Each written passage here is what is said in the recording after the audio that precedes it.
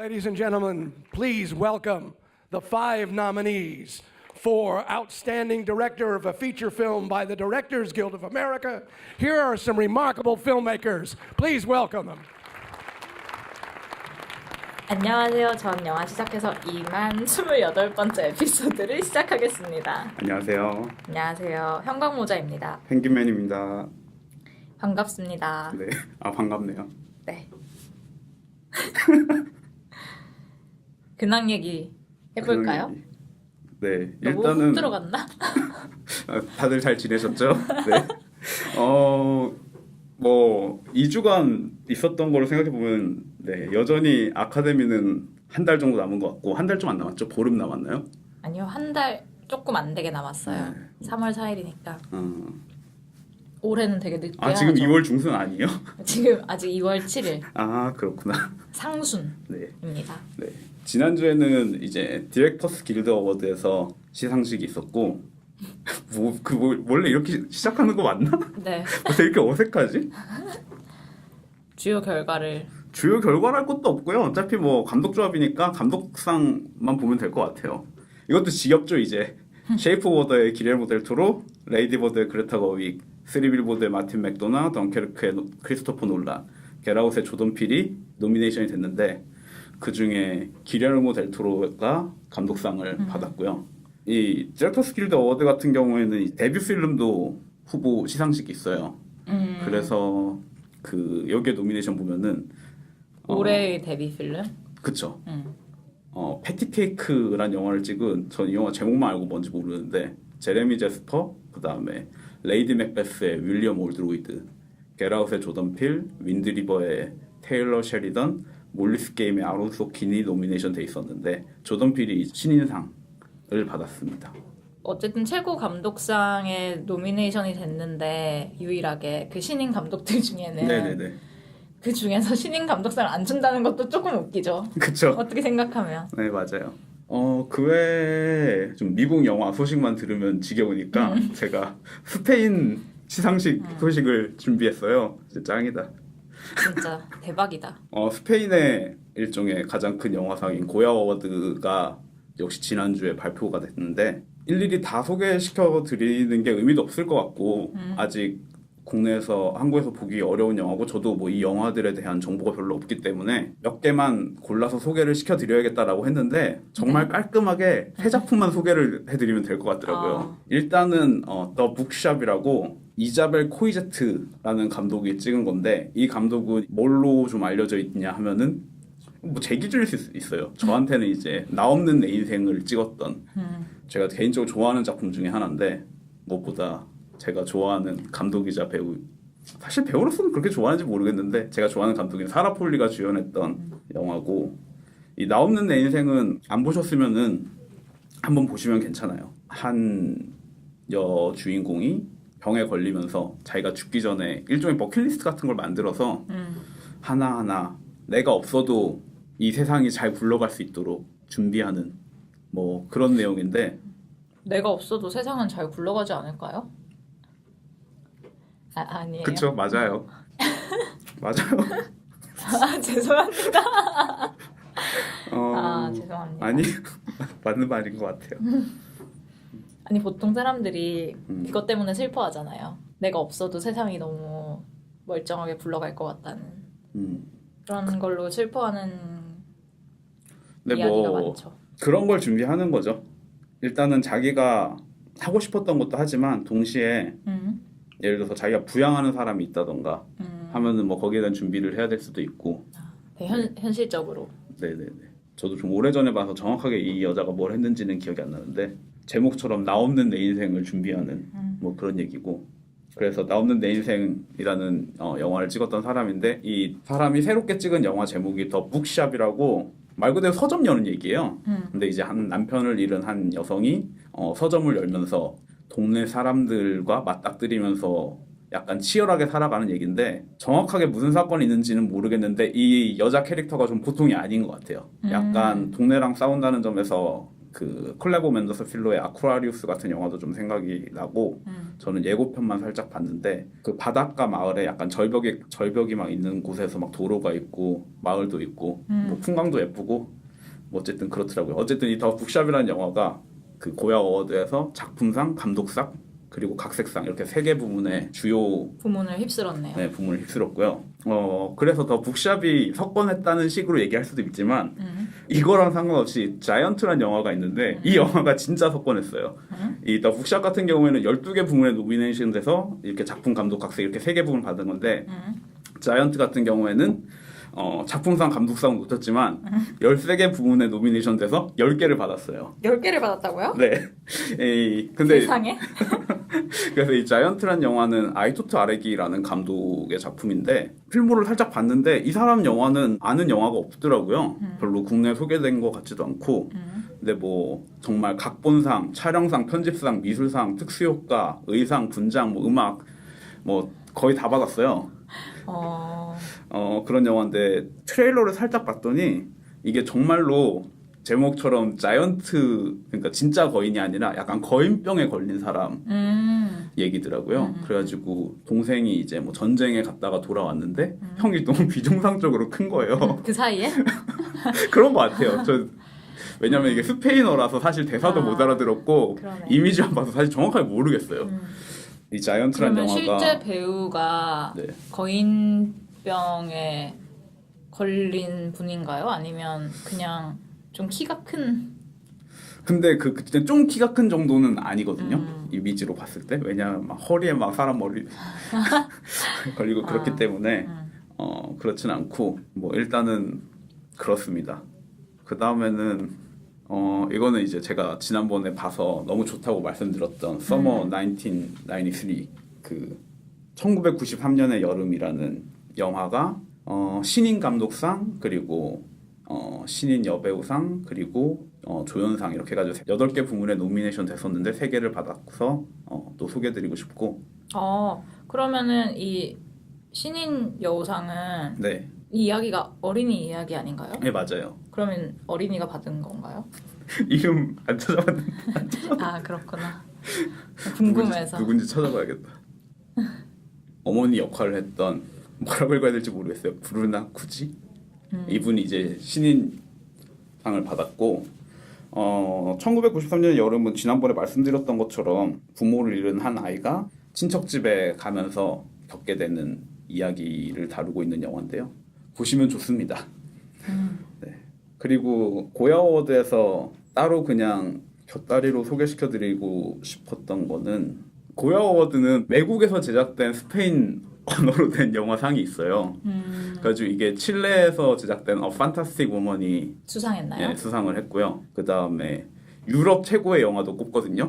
그래서 더 스퀘어 이름 뭐죠? 루이래 뭐야? 웨스툴룬드의 더 스퀘어가 상을 받았습니다. 그렇고요. 그렇군요. 네, 아직 갈 길이 멀어요. 많이 남았어요. 네, 라이터스 길드도 남아 있고 라이터스 길드의 결과는 조금 궁금하긴 해요. 왜냐면은 작가들이 무슨 영화에 상을 줄지 제가 약간 기대하는 이유 중에 하나는 쓰리빌보드가 노미네이션이 없어요. 아마 제가 알기로는 쓰리빌보드는 그 후보 자격이 없었던 걸로 알고 있어요. 뭐 상영 기간이나 뭐 상영이라기보다는 그 프로덕션 이게 어쨌든 영국 감독이고 아마 프로덕션은 미국인 것 같던데. 근데 뭐 20세기 폭스니까 미국 프로덕션일 것 같은데 회사가 여러 개 껴 있잖아요. 그러면은 조건이 까다롭군요. 조건이 까다로워요. 네. 뭐 아카데미는 3월 4일이고 이제 프랑스의 세자르는 3월 2일이니까 그때쯤 되면은 이제 어워드 시즌이 마무리 되겠네요. 그렇네요.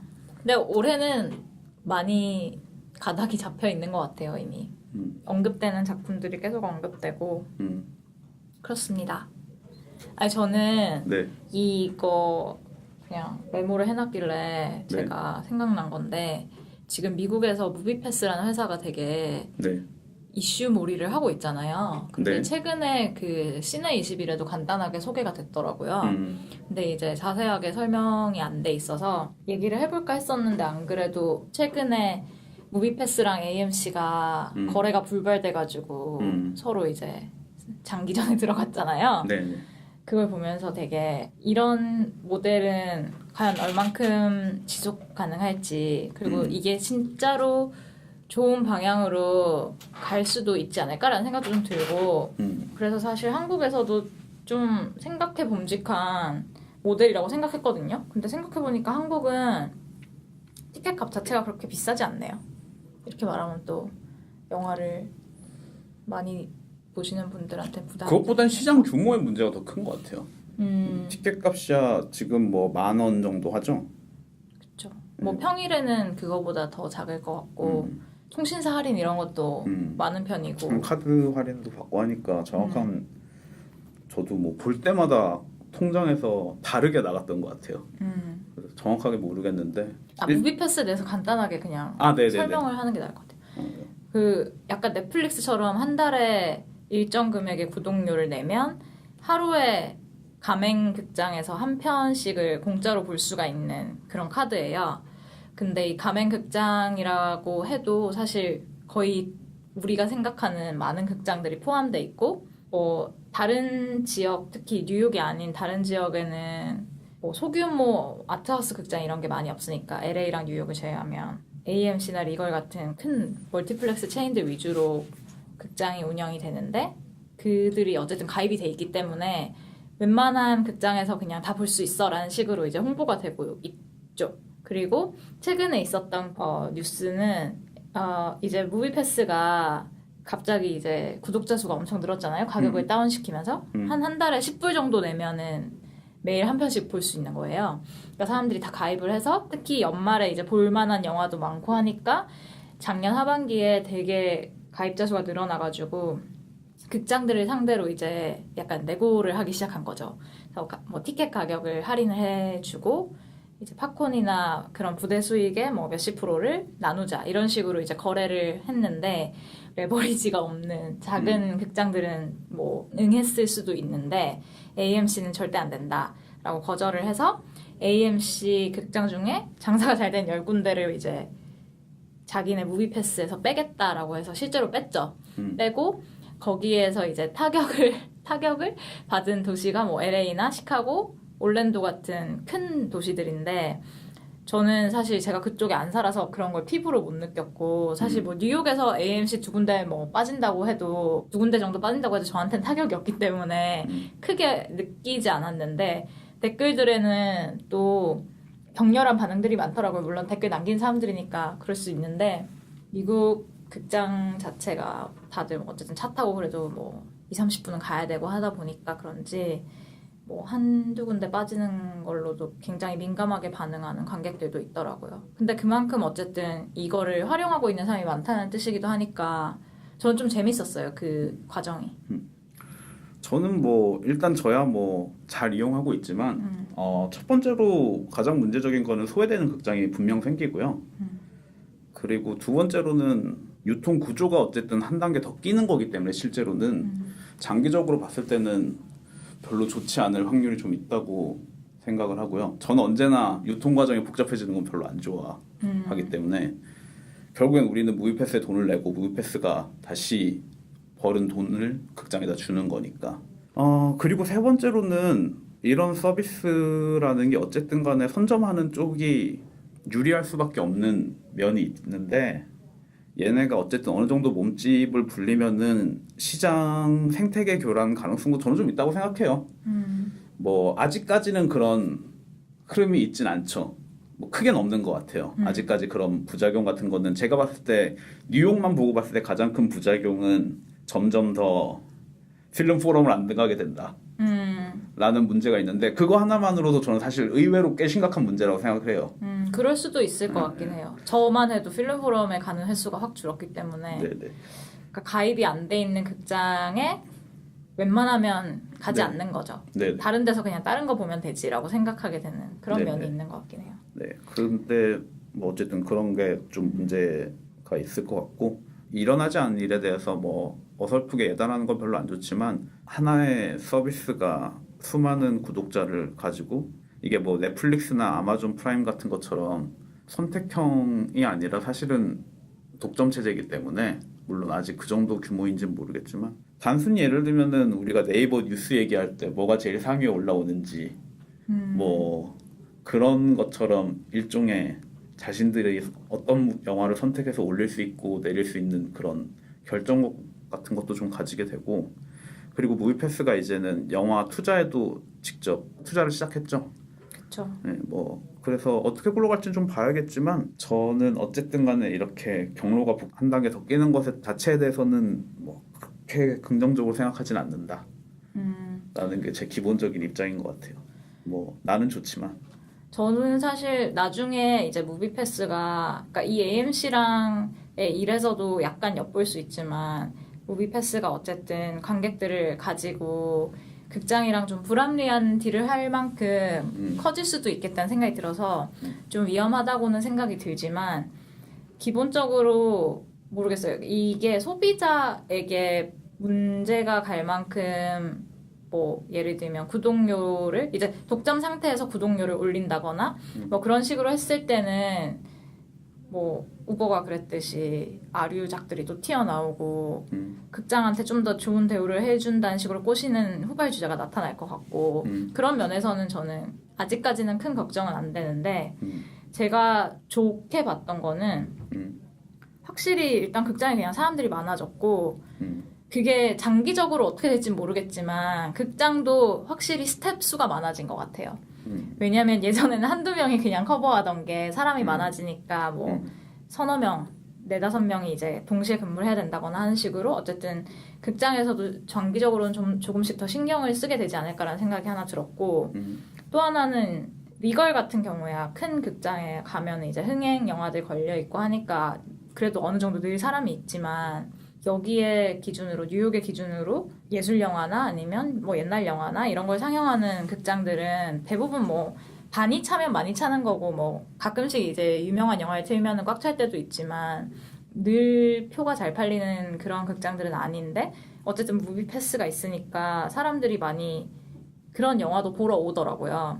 뭐 대표적인 게 저는 쿼드 같은데 쿼드에 가면 항상 그 인터넷이 잘 안 돼서 무비패스 체크인이 잘 안 되는데 이제 저는 항상 잘 되는데요. 저는 잘 안 되더라고요. 근데 이제 그 박스오피스 표 사는 곳 앞에 가면은 그런 사람들이 한 무더기가 있어요. 그리고 막 제 앞에 결제하던 사람도 막 잘 안 돼서 나가면서 옆에 보더니 얘도 무비패스인데 얘는 돼 막 이러고 제가 결제할 때도 무비패스 내미니까 막 그 스텝이 요즘은 다 무비패스야 어차피 이런 식으로 얘기를 하더라고요. 그만큼 뭐 그게 극장에게 부당하게 희생을 강요하는 구조가 아니라면 저는 긍정적인 효과도 있다는 생각이 들더라고요. 그렇죠. 일단은 활력을 준다는 점에서는 분명히 긍정적인 효과가 있죠. 뭐 저 같은 경우에는 본 영화를 다시 보는 경우가 영화를 볼 때 한 절반 정도 되거든요. 뭔가 영화를 봐야지라고 선택을 했을 때 한 2분의 1 정도의 확률로 본 영화를 보는 것 같아요. 근데 이전에는 극장에서 다시 보는 경우는 좀 드물었죠. 그렇죠. 네네. 근데 지금은 이제 그런 점에서는 좀 확실히 별 부담 없이 극장에 가서 봤던 영화를 계속 보게 됐고 뭐 소비자 입장에서는 당연히 지금은 좋고 저는 약간 더 산업적인 입장에서 이게 위험하다고 생각하는 것 같아요. 무비패스가 있음으로 인해서 관객 수도 확실히 제 생각에도 별로 생각해보지 않는데 얘기를 들어보니까 저도 좀 늘어난 것 같고 특히나 미국에서 영화 산업이라는 게 제가 봤을 때 좀 죽어가는 산업처럼 극장이. 느껴지는 네 그쵸 좀 있었는데 특히나 이런 거는 넷플릭스랑도 관련이 있을 것 같고요. 맞아요. 뭐 사실 그래서 넷플릭스에 있는 영화지만 만약에 극장에서 한다 그러면 무비패스가 있으면 극장에 가서 볼 수도 있는 거잖아요. 네네. 물론 이제 집을 나서는데 큰 용기가 필요하지만 저한테는 어쨌든 이제 금전적으로는 부담이 없어지는 거니까 그런 면에서 어쨌든 많은 영화들이 큰 화면에서 관객들이 자기를 봐줄 확률이 좀 높아진다고 느끼지 않을까라는 생각도 들더라고요. 네. 그냥 재밌었어요. 네. 극장 얘기가 나와서 갑자기 생각이 났는데 최근에 봤던 영화 얘기를 하자면은 저는 더 인설트를 봤어요. 저도 봤어요. 네. 이게 거의 유일하게 최근 영화. 그래요? 네. 아카데미 외국어상에 노미네이션 돼 있죠. 제 이제 아카데미 외국어상에 노미네이션 된 영화를 다 봤거든요. 아, 다 봤어요, 벌써? 네네네. 근데 이게 제일 별로고요. 저는 이거랑 네. 그 뭐지? 더 스퀘어랑 네. 만 봤거든요, 아직. 네. 근데 그냥 딱 봐도 제일 별로예요, 지금. 제가 진짜 깜짝 놀랐어요, 이 영화는. 뭐 사실 얘기 자체가 워낙 노골적인 얘기예요. 레바논 배경으로 팔레스타인 이민자라고 해야 될까요? 난민이죠, 네, 사실. 난민 출신인 노동자와 그곳에서 살고 있는 기독교인 간의 다툼을 그리고 있는데 뭐랄까요. 그냥 하고 싶은 이야기를 열심히 하고 근데 그게 너무 노골적이고 다 까발리는 얘기라 가지고 그런 데다가 이야기가 뻔해요. 그러니까 디테일이 별로 없어요.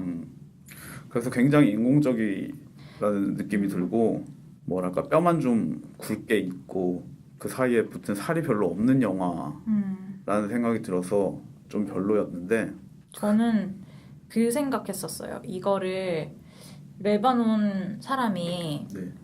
헐리우드 영화만 보고 크면 레바논에서도 헐리우드 영화를 만들 수 있구나라는 생각을 했던 것 같아요. 보면서. 왜냐면 음악이나 이 캐릭터를 만든 방식이나 그런 것들을 봤을 때 굉장히 그냥 헐리우드 상업 영화 같은 느낌이 있고 사실 이게 법정 드라마이기 때문에 어느 정도 이제 그런 장르의 전통의 영향을 받았겠지만 좀 이게 흥미 위주로 가려고 이렇게 말도 안 되는 논리로 막 싸우는 걸 계속 보여주는데 되게 답답하더라고요. 그래서 제가 찾아봤죠. 이 감독을. 네. 네, 타란티노의 조수로 영화를 시작했더라고요. 이건 편견이겠지만 그렇구나 라는 생각이 들었고 타란티노는 훌륭한데? 타란티노 훌륭한데 더 인설트에서 다루는 주제와 이분의 지향점이 되게 안 어울릴 수도 있다는 생각은 좀 들었어요. 모르겠어요, 저는. 그래서 세계적으로 어쨌든 어느 정도 큰 주목을 받았던 영화인데 생각과 달리 굉장히 실망스러웠고 특히나 아카데미 외국어상 노미네이션 영화를 봤을 때 유일하게 되게 뒤쳐져 있는 영화라는 생각이 들어서 이상한 기분이었고요.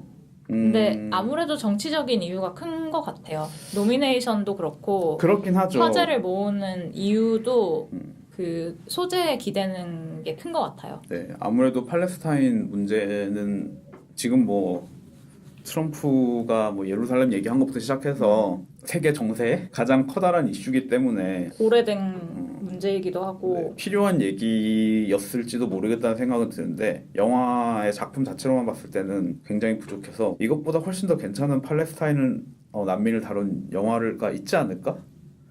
라는 생각이 좀 들어서 그런 영화가 좀 많이 나왔으면 좋겠다라는 생각이 들었고요. 저는 그 생각도 났어요. 물론 저는 뭐 인더페이드도 그냥 그렇게 봤지만 인설트보단 좀 나았는데 비슷하다는 생각이 많이 들었어요. 그러니까 어떤 작품의 완성도보다 어쨌든 주제가 중요하고 다뤄져야 될 이야기이기 때문에 주목을 받는 면이 큰 영화들이고 둘 다 어쨌든 이민자나 난민과 원래 살던 사람 사이의 갈등 같은 거를 다루고 있고 그게 지금 있는 미국의 트럼프 정권 그리고 유럽의 뭐 네오나치즘 이런 것들의 유행? 그런 것과 맞물려서 주목을 받고 있는 게 아닐까라는 생각이 들었고 그런 이야기를 하는 건 중요하지만 그냥 이게 주목받는 이야기니까 대충 만들어도 돼라는 건 아니잖아요. 그쵸. 그래서 좀 아쉬웠어요. 네. 덧붙여서 하고 싶은 말이 제가 더 인설트를 뉴욕의 링컨 플라자 시네마라는 극장이 있는데 지금 이제 문을 닫았는데 문을 닫기 직전 마지막 상영하는 시간에 가서 봤어요. 극장 앞에 갔는데 이미 정리를 시작한 거예요. 그래가지고 외관에 이제 지금 뭐 상영하고 있다고 영화 제목 같은 거랑 포스터 같은 거 붙어 있는데 거기가 이제 다 백지로 제거돼 있는 거죠.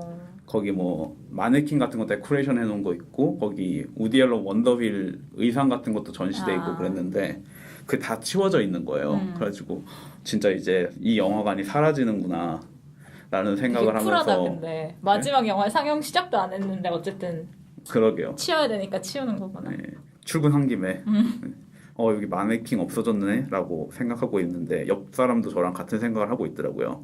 가지고 같이 얘기하고 마지막에 이 인설트 영화를 보고 관객들이랑 이 영화에 대해서 박수를 쳐준 게 아니라 이 영화관에 대해서 같이 박수를 쳐줬어요. 나가는데 사람들이 막 되게 쉽게 발길을 못 끊고 못 나가는 사람들이 조금씩 있는 거죠. 한 영화관에 대해서 박수를 쳐줄 수도 있구나. 그러게요. 네, 그런 생각을 하면서 네, 인설트는 별로였는데 그래서 이 영화를 봤던 거는 되게 오래 기억에 남을 것 같아요. 그렇게 영화관이 어떤 지역에 오래 제 자리를 지키면서 있었기 때문에 가능한 일인 것 같고 지금 막 한국에 저희 집 근처에 있던 극장이 없어진다고 누가 그렇게 할까라고 생각해 보면 사실 그러고 보니까 부산에 극장 하나 없어진다는 얘기를 들었는데 그건 모르겠네요. 저는 솔직히 기억이 안 났어. 부산 극장은 제가 잘 몰라요. 네. 예. 부산 지리도 잘 몰라요. 그래요? 부산 사람 아니었어요? 부산 사람이죠. 네. 부산 사람이라고 부산 지리를 잘 알아야 되나? 미안합니다. 라는 질문을 또 던지게 만드죠. 미안합니다. 제가 또 편견에 가득 차가지고. 그쵸. 네. 사실 뭐 약간 더 얘기를 하면 이 링컨 프라자 시네마를 운영하셨던 분이 댄 탈봇이라는 분인데 혹시 작년 12월인가 돌아가셨어요. 근데 이게 되게 슬픈 일이고 되게 이상한 일이라는 생각이 들었던 것 같아요. 이 영화관이 사라진 이유가 렌탈 뭐라고 하지 한국말로? 월세. 어쨌든 그 임대가 계약이 만료됐는데 이제 다시 재계약을 못 한 거예요. 그래서 없어지는 게 결정되고 난 다음에 이분이 돌아가셨거든요. 그러니까, 결정이 나고. 네네네. 되게 이상하고 슬픈 우연이라는 생각이 들었어요. 마치 이 영화관이 사라지는 게 결정이 되니까 이곳을 운영하시던 분도 물론 뭐 나이가 많으신 분이긴 했지만 돌아가시고 그런 면에서 어떤 영화들을 다시 발굴해내고 혹은 극장들을 발굴해내고 그런 역사에 대해서 생각해보는 건 재밌는 일인 것 같아요. 그런 면에서 제가 마틴 스콜세지를 봤잖아요. 보셨어요? 네네네. 저 몰랐는데. 모마에서 그거. 네. 그 마틴 스콜세지가 영화를 재발견하는 프로그램 같은 파운데이션을 기구를 운영하고 있죠. 보관 사업도 하고. 네. 새롭게 공개한 옛날 고전 영화들을 아마 파라마운트에서 돈 후원을 하나? 뭐 어쨌든 그래서 모마에서 상영을 했는데 갔는데 그래서 마틴 스콜세지를 제가 봤다. 자랑? 자랑을 하고 싶었고요. 근데 생각보다 그냥 재미없었어요. 그냥 이야기가? 네네. 뭐 코미디언은 아니시니까요. 그쵸? 네, 맞습니다. 다른 영화들도 많이 보셨네요? 본 거는 많은데 한국에서 개봉을 안 할 것 같아가지고 근데 뭐 어쨌든 새롭게 개봉한 영화만 말씀드리면은 그 아바스 키아로스타미의 마지막 작품 24 그건 프레임스 개봉할 것 같은데. 왜 개봉할 거라고 생각해요? 키아로스타미 작품 다 개봉했잖아요. 왜요? 이거는 이게 이 영화가 내러티브 영화가 아니에요. 그래도 공개하지 않을까요? 부산에서 틀었죠. 부산에서 틀었고 제 생각엔 이거 개봉 안 해요. 제 생각엔 뉴욕에서도 별로 와이드하게 안 할 것 같아요. 어쩌면 링컨에서만 할지도 모르겠어요. 보러 가고 싶었는데 저번 주엔 시간이 안 돼서. 이 영화는 키아로스타미의 마지막 작품이고 사실 약간 미완성일 수도 있는데 제목 그대로 24장의 움직이는 이미지들을 보여주는 영화예요. 그래서 프레임 1하고 이미지 하나 보여주고 프레임 2하고 하나 보여주고 프레임 3하고 이미지 또 보여주고 그렇게 24장의 이미지를 한 이미지당 한 4분 30초라고 하던가 이미지를 보여주고요. 영화에 이야기가 있지는 않고 좀 더 풍경을 보여주는 이야기에 가까운데 그 안에 사람이 가끔 등장하기도 하는데 주로 동물들이 등장해요. 새라든지 뭐 사자도 등장하고 뭐 사슴 비스무리한 애들도 등장하는데 개도 등장하고 뭐 그랬던 것 같은데 양도 등장하고요. 동물농장 같네. 어쨌든 재밌는 점은 이 영화의 첫 번째 프레임이 저희가 이 컴셋 나에서 잠깐 얘기했던 피터 브루길의 눈 속의 사냥꾼으로 시작을 해요. 그래서 첫 프레임이 딱 등장하는데 눈 속의 사냥꾼이 나오길래 이 감독들은 진짜 정말 피터 브루길 좋아하는구나 뭐 그 정도의 생각을 했고 근데 이제 조금씩 움직이기 시작해요. 4분 30초 동안. 그 안에 있는 새라든지 연기의 굴뚝 그리고 개 뭐 이런 애들이 조금씩 움직이기 시작하는데 저는 사실 미술 작품에 그렇게 손대는 걸 별로 안 좋아하는데도 불구하고 되게 마법 같다는 생각이 들었어요. 거기에 있는 것들이 살아 움직이기 시작하는 게. 롱테이크가 가진 가장 큰 힘은 결국에는 이게 보다가 지겨우니까 화면에 다른 곳을 보게 만든 점에 저는 약간 있다고 생각을 하는 것 같아요. 물론 그 롱테이크의 종류에 따라 다르지만 어떤 롱테이크들은 그 그림에서 살아 움직이기 시작한 것들이 뒤에 프레임이 다음 프레임으로 넘어가면서 나무에 앉아있던 새들이 마치 그 그림 속에 들어있던 새 같기도 하고 물론 직접적인 연관은 없지만 그렇게 긴 시간 동안 다양한 연상작용을 하게 만들어주고 또한 거기에 담겨있는 동물들을 통해서 저 자신이 스스로 다시 이 영화의 내러티브를 구축하기도 하고 그래서 저는 사실 굉장히 감격스럽게 봤고요. 그리고 이제 봤던 영화 중에 고야에서 베스트 스페니쉬 포린 필름으로 상을 받았던 판타스틱 우먼을 봤는데 제가 또 이 감독도 봤잖아요. 아, 왔었어요? 네네네. 제 생각엔 아마 오스카 노미네이션 참석할 겸 미국에 왔다가 잠깐 들린 것 같아요. 사실 감독이랑 Q&A 시간에는 뭐 별 감흥 없었고요. 이 영화도 사실 되게 대단한 영화예요. 이 영화의 뭐 큰 줄거리는 트랜스전더 여성이 주인공으로 나오는데요. 이 여성 주인공이 나이 드신 남자분이랑 관계가 있는데 이 나이 드신 남자분이 밤중에 돌아가세요. 그래서 이 트랜스젠더 여성이 이 남자를 이제 데리고 병원으로 이제 데리고 가는데 이미 의식이 없고 그래서 돌아가시고 그로 인해 가지고 조사를 받기도 하고 또한 장례 절차에는 나이 드신 분의 가족들이 이 여성이 참석하기를 원치 않는 거죠. 그 사람들은 이 여성이 참석하면은 이 남자의 명예가 실추된다. 뭐 이런 식으로 생각을 하는 거고. 그래서 정말 제목 그대로 이 여자가 환상적인 사람인 동시에 되게 존재감이 없는 사람이기도 한 거죠. 그래서 그런 이중적인 상태에 대해서 보여주는데 이미지들이 너무 재밌어요. 특히나 근래 본 영화들 중에 거울을 가장 잘 활용한 영화고 만듦새는 조금 거친데 신바이 씬 같은 게 조금 거칠긴 한데 결국에 영화를 만들 때 그런 만듦새는 별로 중요하지 않다는 생각을 하게 되는 것 같아요. 이런 영화를 보면은 특히나 판타지 씬 같은 게 영화 중간중간 들어가 있는데 굉장히 매력적이라서 이 영화는 아마 뭐 언제 될지 모르겠지만 한국에서 보실 수 있을 것 같으니까 개봉을 하면은 꼭 보셨으면 좋겠다 뭐 그런 생각이 들고 예고편에도 들어가 있는 장면이라서 몇 가지 말씀을 드리면은 길에서 그 일꾼들이 그 거울을 들고 나르는데 거기에 비친 자기 자신을 바라보는 장면 같은 데서 이제 거울이 정말 물렁이면서 약간 쉐이프 오브 워터 생각도 나고요. 흔들리는 거울이라는 게 결국 물결 같은 느낌이니까 그 안에서 자신의 이미지를 바라보는 장면 혹은 이 사람이 트랜스젠더다 보니까 침대에 앉아서 발가벗은 상태로 성기 쪽에다가 거울을 놓고 그 거울 속에 비친 자신의 얼굴을 보는 장면 같은 게 있는데 그런 장면들 같은 경우에는 이미지로서 되게 이 인물의 정체성을 굉장히 잘 표현한 장면이라고 생각을 해가지고 보는 동안 되게 즐겁게 봤고요. 근데 그러고 나서 최근 영화는 러버 포 어 데이 하나밖에 더 없는데 저도 필립 가레? 예, 필립 가레 러버 포 어 데이인데 뭐 괜찮아요. 한 여성이 이별을 통해서 큰 아픔을 가지고 자기 아버지를 찾아가는데 아버지 집에 가면은 이제 예상치 못하게 아버지랑 같이 동거하고 있는 자기 나이 또래의 친구를 만나고 그렇게 셋이서 으쌰으쌰 살아가는 얘기고요. 이 얘기도 사실 인설트랑 비교해서 생각해보면 굉장히 노골적인 얘기긴 해요.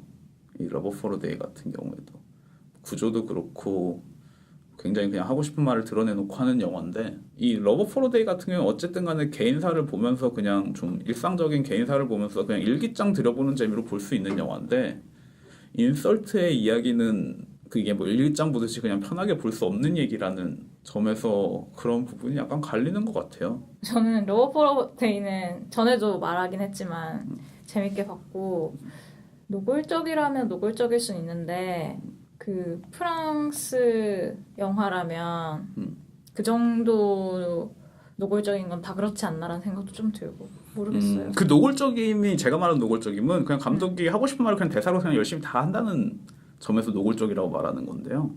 그런 영화 되게 많지 않나요? 예를 들면 홍상수라든지. 그렇죠. 근데 큰 차이가 홍상수 영화는 그 노골적임이 어떻게 변주되는지가 더 중요한 영화고 뭐 이 영화는 어쨌든 그런 스타일은 아니기 때문에 저는 좀 차이가 있다고 생각을 해요. 홍상수 영화가 반복 없이 그 하나의 노골적인 이야기만 보여줬다면은 지금과 같은 평가를 받지 못했을 거라고 저는 생각을 하고요. 뭐 그렇습니다. 저는 뭐 최근 영화는 본 게 없고 그냥 옛날 영화들 되게 대중 없이 봤는데 뭐 굳이 그러니까 제일 좋았던 거 하나만 얘기해 주시죠. 제일 좋았던 거요? 네. 저는 제일 괴로웠던 걸 얘기할 수는 있어요. 아, 네. 장미 고다르의 영화사를 아, 봤는데 네. 4시간 반 동안 처음 한 2시간은 계속 졸다 깨다 하면서 본 것 같아요. 사실 그 프로젝트 자체가 8개의 그 챕터로 나눠져 있는데 첫 번째 2개만 80년대 후반에 만들어지고 나머지는 이제 90년대 중후반에 만들어진 거라서 조금 스타일의 차이가 있어요. 근데 첫 번째 그리고 뒤로 거는 갈수록 좀 짧잖아요, 사실. 짧기도 하고 뒤로 갈수록 훨씬 더 여전히 명확하지 않지만 그 방향이 보이는데 처음에 2편은 진짜 무슨 소리 하는지 모르겠고 계속 똑같은 말 반복하는 것 같고 너무 지겨운 거예요. 그래서 괴로웠어요. 아, 네. 근데 이게 끝을 향해 가면서 좀 재밌는 부분들이 많이 보이기 시작하고 딴 얘기지만 줄리 델피 같은 여배우들의 아주 앳된 모습도 나오고 이래서 보는 재미가 좀 있어요. 나중으로 가면. 마지막 2시간은 되게 재밌게 봤다. 근데 처음 2시간은 너무 힘들었다. 뛰쳐나가고 싶었다. 뭐 그런 얘기를 하고 그러셨구나. 싶었고 뭐 그렇습니다. 저 몰랐는데 온바디 앤 소울은 넷플릭스에서 배급권을 샀더라고요. 네. 스트리밍으로 볼 수 있구나. 네네, 스트리밍으로 볼 수 있거든요. 보니까 12월 달에 샀더라고요, 벌써.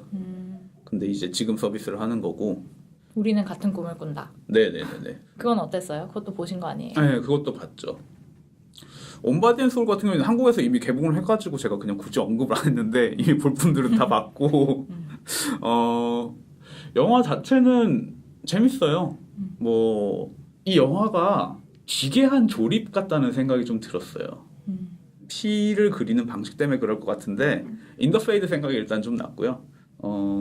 요르고스 란티모스의 랍스터 같은 것도 좀 생각이 나고 이 내용은 뭐 심플하죠. 한 남성이 있고 이 남성이 이제 팔이 한쪽이 마비가 있는 장애가 있으신 분이고 한 여성이 이제 새롭게 오는데 이 여성은 정신적으로 약간 문제가 있다고 볼 수 있어요.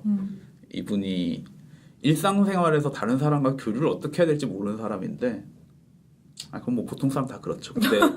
근데 이제 이분은 약간 더 심해요. 상담 같은 것도 좀 받으시는 분이고 뭐 단적으로 말하면 핸드폰도 없어요. 그냥 사소한 에피소드 같은 거 뭐 보면은 이 남자 주인공이 전화번호를 물어보니까 핸드폰 없다고 얘기했더니 이 남자는 당연히 그냥 까이는 건가 보다. 싫어하는구나 라고 생각을 하는데 이제 막 상담소 가가지고 핸드폰을 없다고 얘기했더니 뭐 그 사람 반응이 되게 이상했다고 왜 그러는지 이해를 못하는 거죠. 뭐 그런 식으로 이제 약간 일상생활 사람들 사이의 대화에 대해서 좀 이해를 못하시는 분인데 좀 다르니까. 근데 이 둘이 우연히 그 직장 내에서 일어나는 사건으로 인해서 같은 꿈을 꾼다는 사실을 알게 돼요.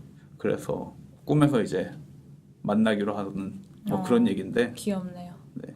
근데 이제 꿈에서 이제 이 둘이 다 사슴이에요. 그래서 너무 귀엽네. 네. 그런 면에서 키아로스토미 생각도 나죠. 24 frames. 이미지도 좀 비슷해요. 설원에서 펼쳐지다 보니까. 그래서 저는 영화를 보면서 생각나는 영화들이 되게 많았어요. 뭐 예를 들면 심지어 전 옥자도 좀 생각이 났고요. 왜냐면 여기가 그 축산업 하는 소등급맥 있는 이 여자 직업이고 남자 직업이 그 도축장의 재무이사거든요. 재무이사. 네네. 그래서 그런 것도 좀 생각이 나고 보는 재미는 좀 있고요. 첫사랑 얘기를 도축장에서 한다는 느낌이라고 그냥 생각하시면 돼요. 그런 면에서 재밌어요. 그러니까 선택과 조합을 통해서 재미있는 를 만들어내는 거고 이게 약간 다를 수도 있는데 저는 영화가 어쨌든 사회에 대해서 코멘트를 좀 해야 된다고 생각을 하는데 이 영화는 하는 것 같지만 실제로 별로 하는 게 없어요. 뭐 첫사랑 얘기도 누군가는 해야 되니까요. 별거 없는 적사랑이라도. 뭐 그럴 수도 그렇죠. 제 말은 경향상으로 봤을 때 인설트가 어쨌든 간에 높이 도는 점은 첫사랑 얘기도 누군가 해야 되지만 정말 해야 될 얘기는 은근슬쩍 다 뒤로 빼고 안 하고 있다. 저는 이 영화를 사실 안 봤지만 네. 설명하신 어떤 부분들만 생각해 보면 약간 소피아 포콜라의 비가일드를 봤을 때 그런 생각을 했던 것 같아요. 저는 뭔가 코멘트하는 것 같지만 사실 그렇게 깊이가 있지도 않고 중요한 얘기는 아예 난 못하겠으니까 안 할래라는 식으로 막 하지도 않고 뭐 그런 느낌을 받았던 기억이 나네요. 어쨌든 챙겨볼게요. 소피아 코폴라 얘기하니까 갑자기 그 소피아 코폴라의 마리 앙뚜아네트를 봤는데요. 저는 너무 좋은 거예요. 아 그래요? 네, 이 영화가 사실 그렇게 평이 좋은 영화가 아니거든요. 화려하기만 하다고 약간 CF처럼 예쁜 것만 계속 담아놨네. 약간 그런 평을 들었던 영화로 기억을 하는데 본 것도 되게 우연히 봤어요. 집에 왔는데 아내가 배경으로 틀어놨길래 끄지 않고 냅두고 제 할 일을 하다가 영화 후반에 가면은 이제 시민들이 일어나가지고 웅성웅성 거리는데 그런 시민들을 보여주지 않고 그 시민들이 소리만 존재하고 그 안에서 불안에 떠는 그 앙뚜아네트와 그의 가족들을 보여주는 장면이 있는데 그 장면이 너무 좋아가지고 깜짝 놀라서 이건 뭐야? 그러고 봤더니 그 소피아 코폴라의 마리 앙뚜아네트인 거예요. 그 장면 전까지는 무슨 영화인지도 모르고 그냥 네, 보고만 그냥 있었구나. 집에 들어왔을 때 그냥 보고 있지도 않았죠. 집에 들어와서 뭐 밥 먹고 그냥 틀어져 있는 상태에서 그냥 신경도 안 쓰고 있었죠. 근데 그 장면을 보고 이거 뭐야? 하고 나서 아내가 끝까지 다 본 다음에 그 자리에서 다시 앉아가지고 처음부터 다시 봤죠. 근데 이 영화가 뭐 어떻게 보면 방금 말씀하신 비가일드랑 사실 비슷해요. 그 이 여성이 동맹을 위해서 그 오스트리아에서 프랑스로 시집을 와가지고 그 왕세자비가 되고 왕이 죽어서 다시 왕비가 되고 일어나는 일도 사실은 뭐 우리가 다 알고 있는 일이죠. 뭐 되게 사치스럽게 살고 왕족의 이야기를 볼 때 흔히 보는 이야기들 있잖아요. 아들 낳지 못해서 걱정하고 가면부도에 가고 뭐 이런 뭐 얘기는 별 얘기는 없는데 이것도 좀 마법 같은 구석이 있어요. 이 영화의 큰 틀은 결국 마리 앙뚜아네트의 불안과 외로움을 화려함으로 덮는 얘기거든요. 근데 저는 그 화려함들 사이에서도 끝내 삐집고 나오는 불안감이 내가 불안해서 그런가? 와닿았구나. 너무 와닿는 거예요. 그래서 그냥 되게 재밌게 봤어요. 그냥 뭐 크게 깊이 생각해보진 않았는데 근데 저는 너무 좋게 봐가지고 그냥 언급을 하고 싶었습니다. 그리고 세상의 변화라는 게 정말 그런 거구나라는 생각도 했던 것 같아요. 마지막 장면 결국 제가 좋아했던 이유는 이 시민들이 몰려오는데도 영화가 시민들의 모습을 거의 영화가 끝나기 직전까지 보여주질 않아요. 소리로서만 존재하고 소문으로서만 존재하고 소리로서만 존재하고 그 실체를 보여주지 않는 상황에서도 어쨌든 소리라는 게 공간에 퍼져 있는 거기 때문에 뭔가 유령처럼 이 분위기를 가득 메우고 있는 그 변혁의 기운? 하지만 이 변혁의 기운이 결국 그녀에게는 죽음의 기운이고 그런 것들이 점점 그 공간을 잠식해보는 과정에 대한 연출이 저는 굉장히 좋았다고 생각을 해서 어쨌든 결론은 되게 깜짝 놀랐다. 소피아 코폴라가 내가 생각했던 것보다 좋은 감독인지도 모르겠다. 그런 생각을 했습니다. 그래서 제가 봤던 소피아 코폴라 영화 중에서는 제일 좋았다. 제일 좋았다. 근데 소피아 코폴라가 그렇다는 건 아니지만 네. 그 얘기 자주 하시잖아요. 어떤 감독도 실수로 좋은 작품 만들 수 있다고. 그렇죠. 그 난 얘기 안 제가 봐서. 자주 안 하는데요. 자주 했던 것 같아서. 네. 근데 아까 그 시민들의 소리가 소리로만 들린다는 얘기를 할 때 생각난 게 저 이거 며칠 전에 봐서 그냥 생각이 났는데 나루세 미키오 감독의 흐트러지다라는 영화를 봤는데 50년대에 이제 왜 마을마다 이제 가게가 있잖아요. 뭐 잡화를 파는 뭐 설탕도 팔고 구멍가게라고 해야 되나? 근데 이제 슈퍼마켓이라는 게 처음 마을에 들어오면서 영화가 시작이 돼요. 처음 들어온 건 아니고 1주년이 돼서 슈퍼마켓에서 이제 트럭을 하나 빌려서 1주년 기념 세일을 하니까 뭐 모든 게 반값이고 막 이런 엄청 시끄러운 소리가 들려요. 주인공은 이제 구멍가게 주인이고 그 골목에 있는 모든 가게 주인들이 다 우려의 시선으로 그 변화를 이렇게 두려워하는 게 있는데 몇몇 장면에서 처음에만 그 트럭이 보이고 그 이후에는 계속 그 소리만 들려요. 세일 광고하는 소리만. 그리고 골목골목에 이제 사람들이 서 있거나 뭐 지나가는 걸 바라보거나 하는 모습들을 보여주는데 그 변화가 대기를 채우면서 다가오는 그걸 얘기하셨을 때 생각이 났어요. 근데 이 영화는 뭐 그런 배경을 깔고는 있지만 기본적으로는 여성들이 가정 안에서 어떻게 욕망이 억눌러지고 그것 때문에 자기가 원하는 거를 추구하지 못하고 뭐 이런 거에 대한 얘기고 자기가 원하는 게 또 어떻게 보면 되게 가정적인 삶일 수 있는데 또 그런 것들에 대해서도 별로 인정을 받지 못하고 뭐 그런 이야기라서 재밌게 봤고 오히려 되게 현대적이라는 생각이 들었어요. 주제 면에서. 그래서 뭐 얘기를 하고 싶었다. 네. 얘기 나온 김에 그냥 좀 계속 얘기를 하자면은 최근에 다시 봤던 영화 중에 나우트를 다시 봤는데 얼마 전에 또 필립 세이머 호프만이 돌아가셨던 날이잖아요. 그래서 오랜만에 이 사람이 연기했던 영화를 다시 한번 봐야겠다라고 생각을 하고 필모를 쓱 보고 있는데 나우트가 있는 거예요. 아 이거는 지금 나왔으면은 더 주목받았을 만한 얘기다 라는 생각이 들어서 이제 봤죠. 다우트 혹시 안 보신 분들 얘기해서 뭐 간단히 얘기를 드리자면은 이 카톨릭 학교를 배경으로 하고 있죠. 거기 신부님이랑 수녀님들이 있고 이분들이 이제 학교를 운영하고 있는데 이 카톨릭 학교가 뭐 나름 좋은 학교라서 이제 막 처음으로 흑인 학생이 들어왔고 에이미 아담스인가 예, 젊은 수녀가 수업 시간에 신부님이 이 흑인 소년을 자기 방으로 불렀다는 이야기를 전달받고 그 학생을 보내요. 근데 그 학생이 이제 돌아와가지고는 굉장히 표정이 좋지 않고 약간 술 냄새도 나는 것 같고 그래서 이 신부님과 소년 사이에 부적절한 관계를 의심하게 되는 거죠.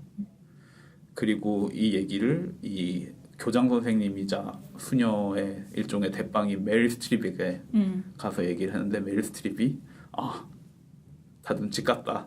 나는 이제 무슨 일이 일어났는지 다 파악을 했다. 그러고 난 다음에 공격과 반격을 주고받으면서 결국에는 필립 세이머 호프만을 이 학교에서 추방하는 과정을 담고 있는 이야기죠. 결국에는 이 얘기가 의심에 관한 얘기인데 정말 필립 세이머 호프만이 무슨 짓을 했는지는 뭐 관객도 알 수 없고 제가 알기로는 배우들도 뭐 거기에 대해서 감독이 뭐 특별히 더 언지를 주지는 않았다고 해요. 다시 봤는데 처음 봤을 때보다 훨씬 좋더라고요. 저도 본 지가 오래된 것 같은데 요즘 보면 또 느낌이 다를 것 같긴 해요. 그 특히나 마지막 장면에 메릴 스트립이 자신의 속내에 대해서 얘기하는 장면 있잖아요. 근데 너무 충격적이고 알고 있었는데도 무슨 제가 별로 반전 있는 영화를 안 좋아하지만 무슨 반전을 겪은 것처럼 진짜 심장이 철컥 내려앉아서 너무 좋았어요. 그래서 뭐 아직 안 보셨다면은 혹은 뭐 지금 다시 봐도 되게 좋은 영화인 것 같아요. 그래서 다우트를 한번 보시면 좋다.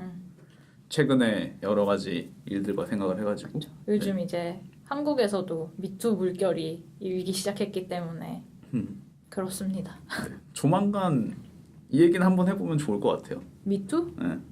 아니 그냥 영화계 네네. 그럼요. 영혼 없이 그러면 뭐 해보면 좋죠. 근데 사실 그 요즘 보도 행태는 너무 마음에 안 들어요. 너무 보도 행태는 어떻죠? 저는 사실 뉴스를 뉴스라고 해외 뉴스라든지 그런 걸 안 봐서 잘 몰라요. 뉴스라고 하기에는 이제 정기적으로 뭐 매일이면 매일 뭐 어쨌든 이틀에 한 번 꼴이면 한 번 꼴로 다루는 데는 어쨌든 그런 엔터테인먼트 잡지라고 표현하기도 이제 좀 어색한데 웹사이트들이죠.